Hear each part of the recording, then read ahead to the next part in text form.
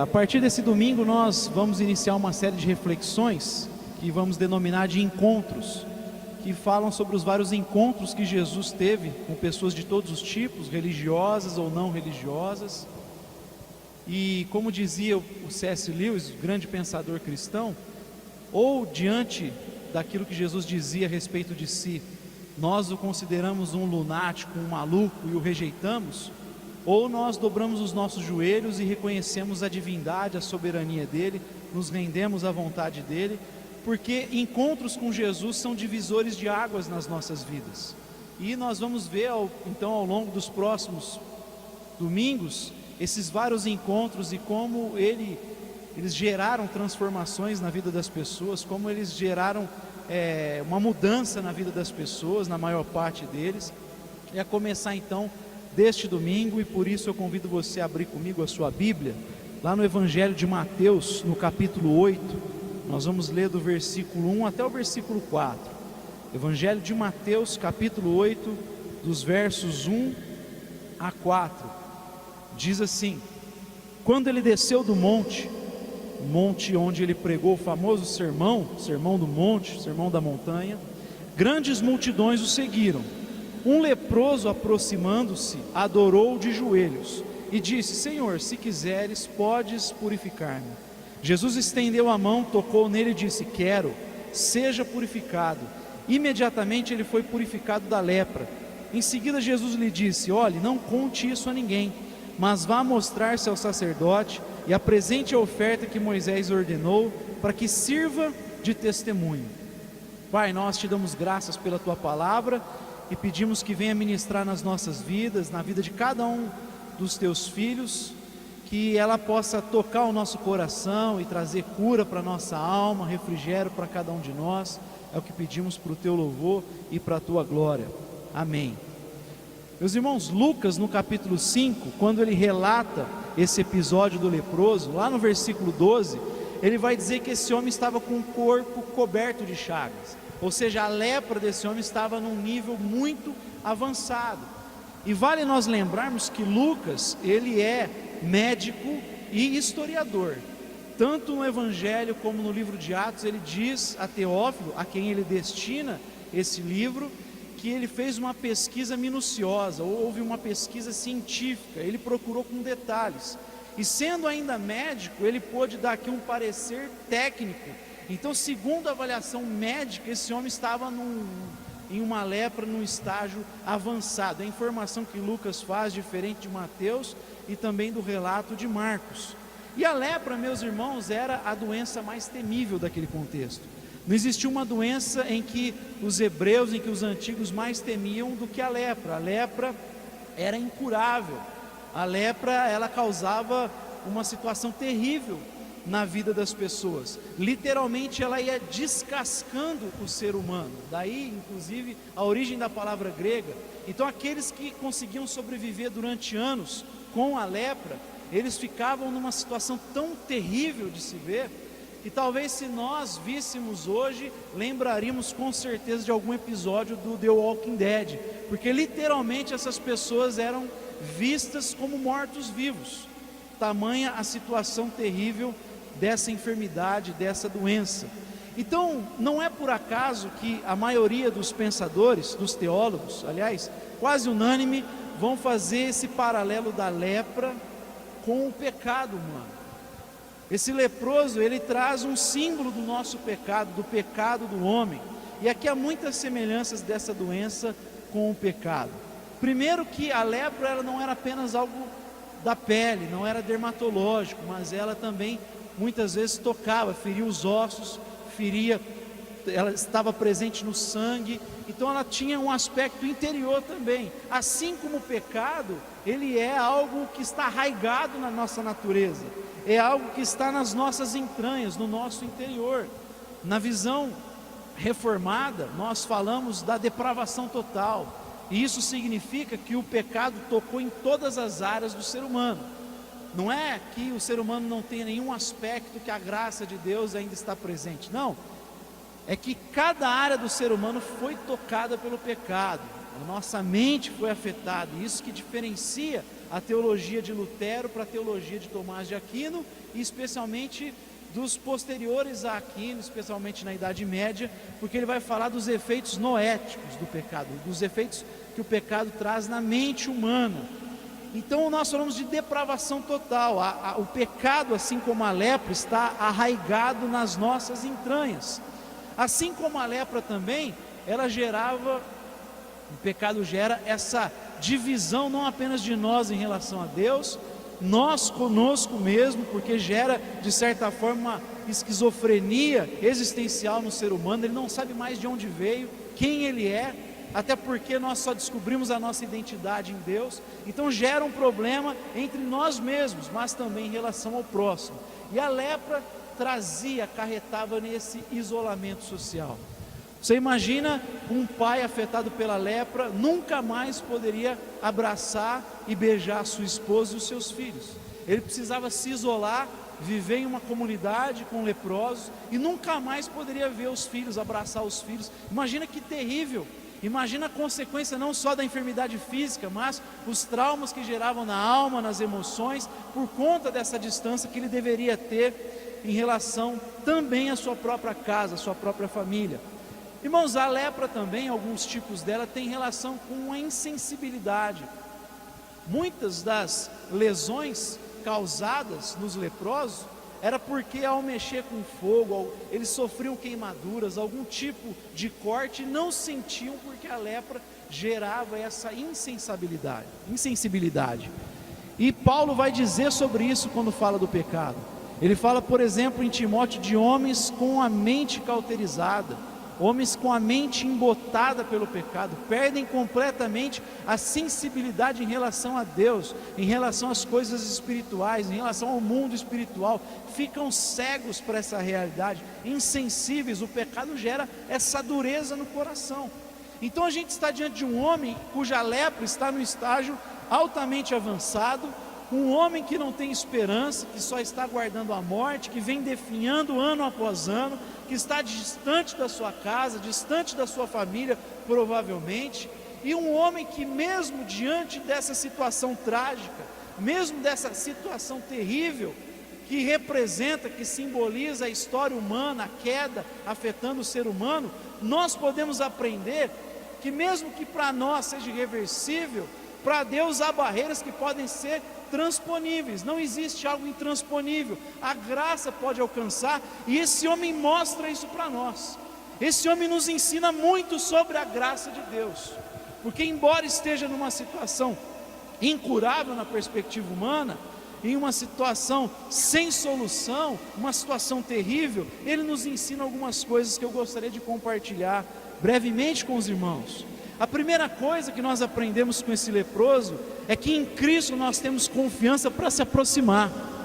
Em Cristo nós temos confiança para se aproximar.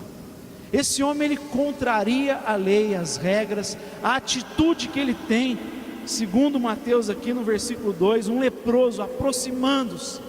Esse aproximar é uma atitude revolucionária ali, ele subverte a lógica daquela sociedade, ele subverte as normas sociais daquele contexto, porque ele não podia se aproximar de uma pessoa sã, ele não poderia se aproximar de alguém são, ele precisava anunciar, gritar maldito, impuro, para que as pessoas se afastassem dele. Ele poderia inclusive ser apedrejado por se aproximar de alguém que tinha saúde. No entanto, alguma coisa despertou no interior desse leproso que gerou confiança para se aproximar de Jesus. Não sei se por conta do sermão, quem sabe, que ele ouviu de Jesus, que ele acabara de ouvir de Jesus, e quem sabe ouvindo a palavra proclamada por Jesus, reconhecendo a autoridade sobre ele, como a multidão reconheceu, que era diferente do ensino dos escribas, dos mestres da lei. Jesus ensinava com autoridade, e quem sabe isso gerou a confiança necessária para ele se aproximar, ou talvez por ouvir os relatos de Jesus que eram espalhados, e aí ele se aproxima com confiança, com convicção. Ele sabe, ele sente, ele percebe que possivelmente ele vai ser acolhido, possivelmente ele vai encontrar braços estendidos. Ele tem então uma atitude diferente da multidão no início do Sermão do Monte. ele tem uma atitude similar aos discípulos, porque ao invés de ficar distante, ele se aproxima. O texto do Sermão do Monte começa com Jesus subindo ao monte, se assentando, e os discípulos, diferente da multidão, se aproximando. Esse homem se aproxima de Jesus. Ele sabe, como Tiago nos ensina mais à frente na sua epístola, que nós vencemos as guerras contra o nosso próprio interior, contra Deus, contra os outros, através da aproximação. Tiago vai dizer: aproximem-se de Deus, e Ele se aproximará de vocês. Pecadores, limpem as mãos. Nós podemos se aproximar, nós somos encorajados a se aproximar do nosso Deus. O escritor de Hebreus vai dizer para nós se aproximar, nos aproximarmos do trono da graça, entrarmos com confiança pelo novo e vivo caminho que nos foi aberto pelo sangue de Jesus, e ali termos a convicção, sem dúvida, sem titubear, de que encontraremos o perdão, a graça de Deus. A primeira coisa que Ele ensina para nós: não importa a circunstância que a gente esteja, não importa o quanto impuro que nós venhamos a nos sentir, não importa o pecado que você cometeu e a culpa que é colocada sobre você, em Cristo nós podemos ter confiança para se aproximar. Nós podemos ter confiança para se aproximar do trono da graça, do trono da glória. Ele se aproxima de Jesus. Mas aqui há uma segunda coisa que ele faz, uma segunda lição, e que eu considero a mais, quem sabe, maravilhosa desse texto. É porque ele se aproxima de Jesus diante da sua miséria, mas quando ele chega diante de Jesus, Mateus faz questão de registrar que ele se prostra e adora. E como isso é lindo! Nós aprendemos com esse homem a uma adoração genuína. Nós aprendemos com esse homem que nós podemos e devemos adorar a Deus, nos render a Cristo, independente daquilo que vamos receber dele.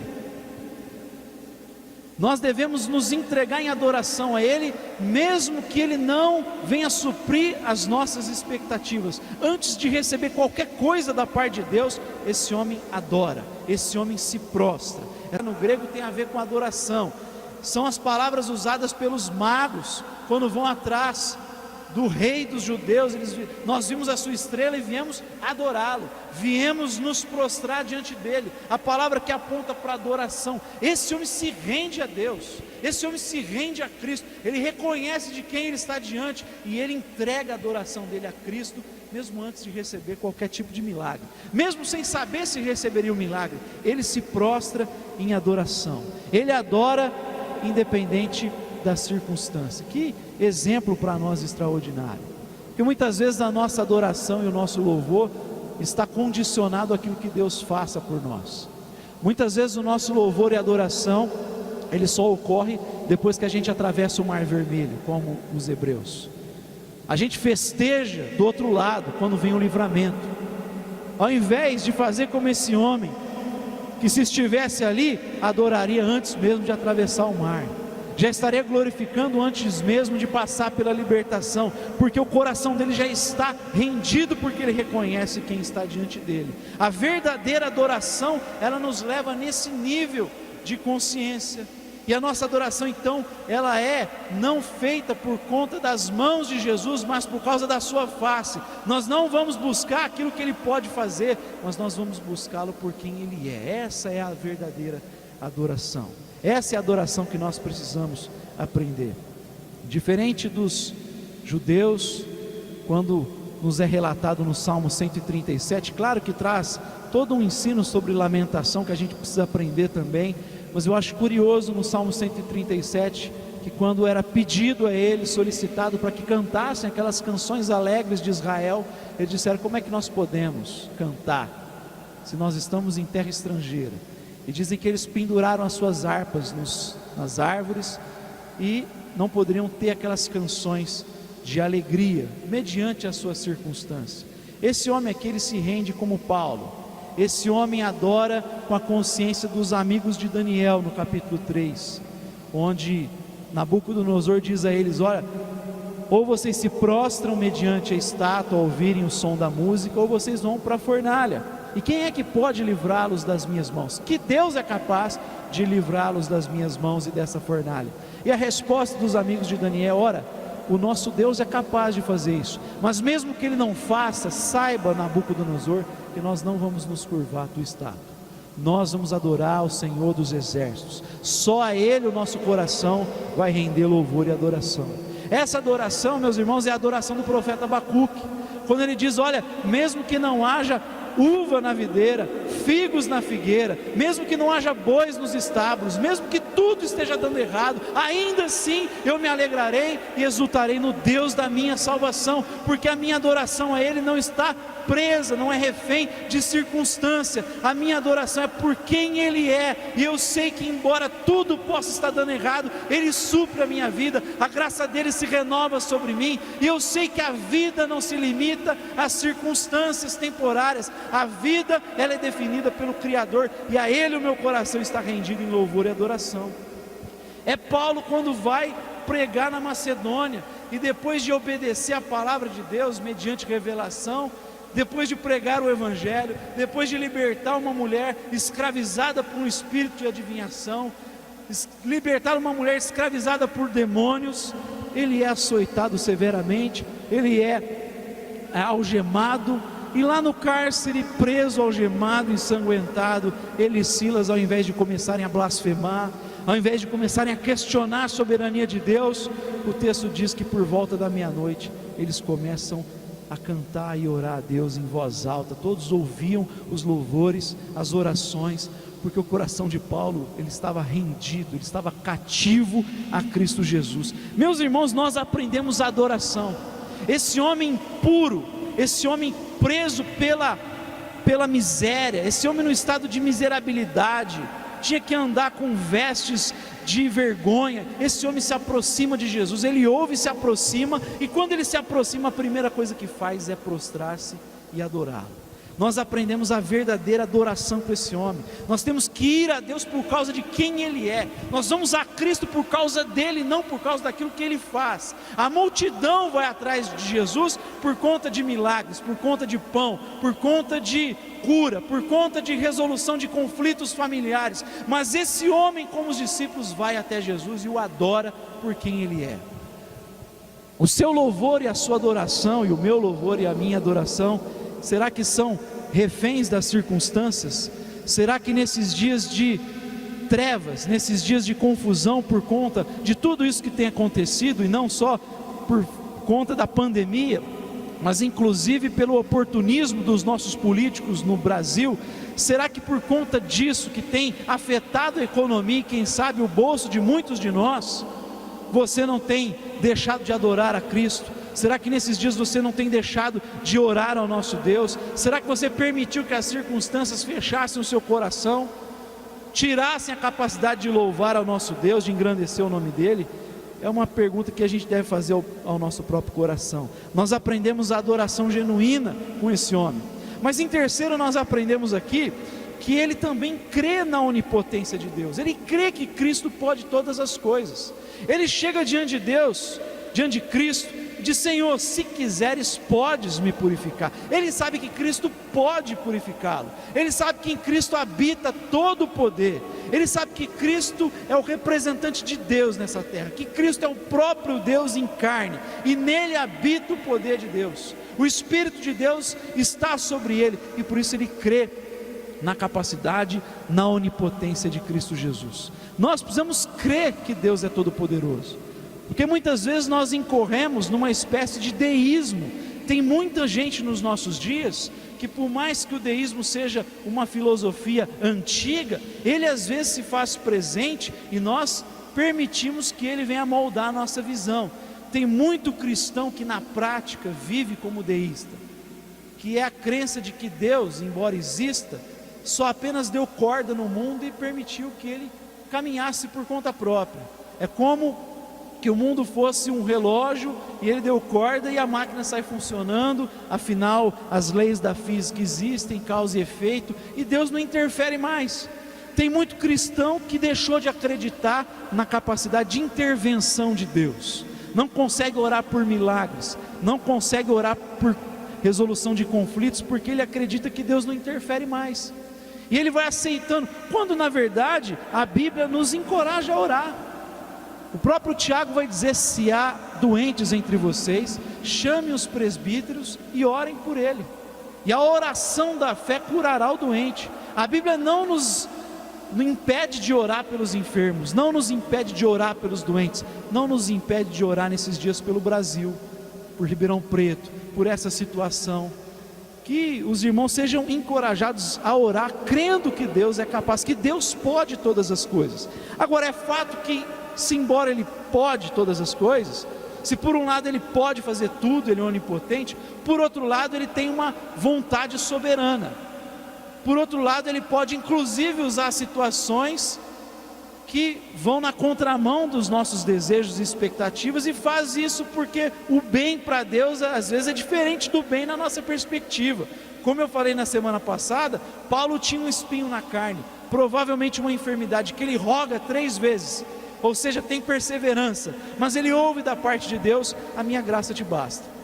Fica com a enfermidade aí, você vai ficar com esse espinho na carne, você vai morrer com isso aí, porque é isso que está impedindo você de se gloriar, é isso que está impedindo de você de cair na presunção, confiar na força do seu braço, Paulo. Então vai ficar, o espinho vai continuar sobre você, para que você se agarre na minha graça, para que você fique fundamentado na minha misericórdia, e saiba que quando você é fraco, aí é que você é forte. Então esse homem crê na onipotência.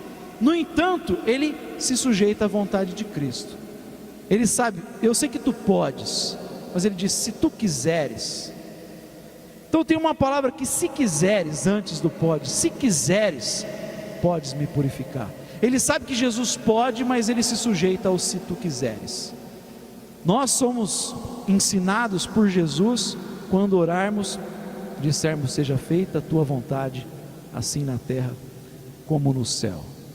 É curioso que o Pai Nosso, ele começa com súplicas que têm prioridade ao reino de Deus, ao santo nome de Deus, à vontade de Deus, e depois são as petições pelo pão, pelo perdão, pelo livramento das tentações, das armadilhas de Satanás. Mas antes tem a oração pela glória de Deus, pelo nome santo de Deus, pela vontade de Deus. Nós somos ensinados a essa sujeição, porque o grande problema do homem, o pecado nosso, é justamente a busca por viver de maneira autônoma em relação a Deus. Nós queremos criar as nossas próprias leis. Assim como Eva, o certo e o errado não está mais fundamentado naquilo que Deus diz. Nós queremos que o certo e o errado seja aquilo que nós queremos que seja. Nós colocamos o nosso ventre como a base, como fundamento da nossa vida, a satisfação, os desejos. Isso é o caminho que Eva colocou na humanidade, que o homem colocou na humanidade, o primeiro casal, e a gente é tentado a viver dessa forma, de maneira autônoma. Por isso o convite de Jesus é: quem quiser vir após mim, negue-se a si mesmo, tome dia a dia a sua cruz e siga-me. O arrependimento, que é tanto pregado por João Batista, por Jesus, é uma meia volta, é você mudar o caminho, o trajeto. Você está andando de maneira autônoma, passa a viver de maneira teonômica. Que Deus seja a fonte das normas da tua vida, a tua lei, a lei sobre você. E esse homem chega e se rende a Jesus. Ele descansa na vontade de Deus. Ele reconhece e descansa: se quiseres, podes me purificar. Eu estou rendido aqui, eu estou prostrado aqui à tua vontade. Nós precisamos aprender muito sobre isso nesses dias. Eu já usei aqui o exemplo que o pastor Paulo Borges Jr. dá a certa ocasião, onde ele vai dizer assim: olha, imagine que você está numa fila grande, e há uma sala que todos estão aguardando entrar, e cada um vai poder ter 30 minutos para conversar com o próprio Deus ali. Deus vai se manifestar ali, vai ocorrer uma teofania, e você vai poder ter 30 minutos com Deus. E enquanto você está na fila, vai passar um anjo e entregar uma folha em branco para você com uma caneta. E a pergunta que ele faz é a seguinte: o que você faz? Você aproveita o tempo da fila para anotar tudo o que você pode falar para Deus quando estiver na sua vez de conversar com Ele, e você não esquecer de nada? Ou você vai levar uma folha em branco para poder anotar tudo o que Ele tem a dizer para você? Eu penso que muitas das vezes nós queremos levar a folha cheia dos dois lados, anotada, para poder falar tudo aquilo que a gente quer que Deus faça para nós, aquilo que nós achamos que é correto, quando na verdade a Bíblia vai nos mostrar que o inverso é verdadeiro. Nós deveríamos estar com a folha vazia, porque só Deus sabe o que é melhor para nós. Nós aprendemos a uma submissão à vontade soberana de Deus aqui. Agora, esse homem impuro, ele chega com confiança, se aproxima, ele adora de maneira genuína, esse homem crê na onipotência de Cristo, e esse homem se sujeita à vontade de Deus. E aí a conclusão que nós temos aqui é o que é que ele encontra em Cristo Jesus. Ele vai dessa forma, se aproxima, ele vai adorando, ele vai reconhecendo a onipotência, descansando sobre a vontade de Deus, e o que ele recebe, o texto diz, primeiro, ele recebe acolhimento, ele recebe braços estendidos. Jesus não o apedreja, Jesus não o espanta, Jesus não se afasta, Jesus gosta, tem prazer naquilo que ele está vendo. Jesus estende as mãos sobre ele. O texto vai dizer em Marcos que ele tem compaixão desse homem, ele é movido por compaixão, ele acolhe esse homem, ele é movido por compaixão, ele se compadece, ele faz do padecimento daquele homem o seu próprio padecimento, do sofrimento daquele homem o seu próprio sofrimento. Isso é compaixão, é você sofrer com o outro. Jesus vê a tragédia da situação daquele homem, ele vê o sofrimento daquele homem, e aquele sofrimento passa a ser o sofrimento de Jesus. Ele mergulha, ele se projeta no sofrimento daquele leproso, assim como ele se projeta no teu sofrimento, no meu sofrimento, assim como ele se projetou no sofrimento humano. Ele assumiu a nossa dor, diz as Escrituras, e veio para nos libertar. Por fim, ele purifica. Se quiseres podes, e Jesus diz: eu quero, seja limpo, seja curado. E o texto diz em João 3,16 que Deus enviou ele, porque amou o mundo de tal maneira. No verso seguinte ele vai dizer que o Filho do Homem não veio para condenar, mas para salvar o mundo. Ele veio para nos curar, ele veio para nos purificar. Meus irmãos, nós aprendemos que não importa a situação, se a lepra está avançada na tua vida, se o pecado está avançado na tua vida, se você se vê numa situação sem solução na tua perspectiva, se os homens olham para você e dizem: não tem jeito, não tem solução, esse cara não tem jeito, não tem conserto. Se você olha para o histórico da família e vê traumas que você carrega ainda, feridas que você carrega, se você olha para a tua genética e vê tanta coisa ruim e você percebe e talvez está cansado e se rendendo, eu queria te dizer, com base nesse texto, que Jesus te acolhe, ele se compadece e vê o teu sofrimento, ele pode nos curar. Veio justamente para nos purificar. E é com esse coração que eu convido você a se colocar diante de Deus. Pai, nós te damos graças pelo teu grande amor, pela tua grande, infinita misericórdia.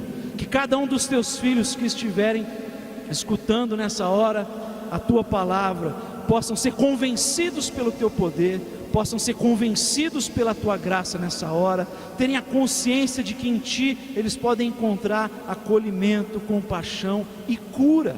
Porque o Senhor veio para mudar a nossa história, veio para mudar a nossa natureza, veio gerar uma nova criatura.